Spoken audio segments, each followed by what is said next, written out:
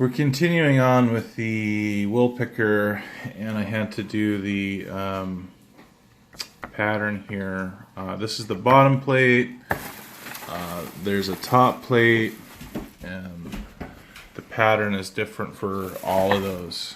I got doing a few test holes to make sure that I have the right size, because I want it to be as tight as possible, because you definitely don't want the nails going anywhere once in there. We're also going to put some epoxy in here too, so I'm going to start doing that now. Okay, so I managed to drill through these, and what I did is I put a clamp on the table and put another piece down here just to make sure I didn't go through the table.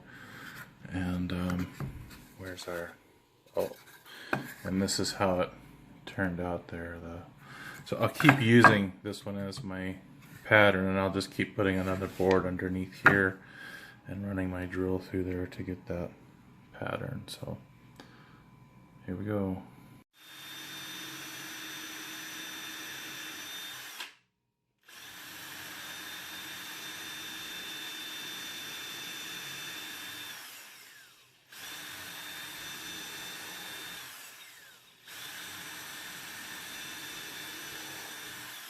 Okay, so these are all the ones for the top plate, and this one here only has 10 nails in it, and they kind of poke, I don't remember, in the opposite direction.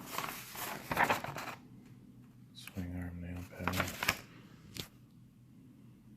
Yeah, they go in the opposite direction. At any rate, those ones are done.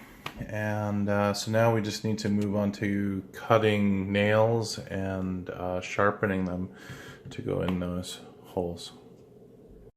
Okay, so we ran into a problem here, and it's totally my fault. I cheaped out, and it's okay to cheap out, but when you do, you need to make sure that your grains aren't like this. See how they're kind of going straight up and down, and on this one they're nice and dense and rolling in a circle. For strength, this is way better than this, and what's happened here is that I got a couple of pieces that just split, and that's because of the way that the grain is. I mean, it just wants to split like a piece of kindling. I mean, and not only that, but the nails that need to get pounded in there are going to act like little mauls, and they're just gonna split these. So I have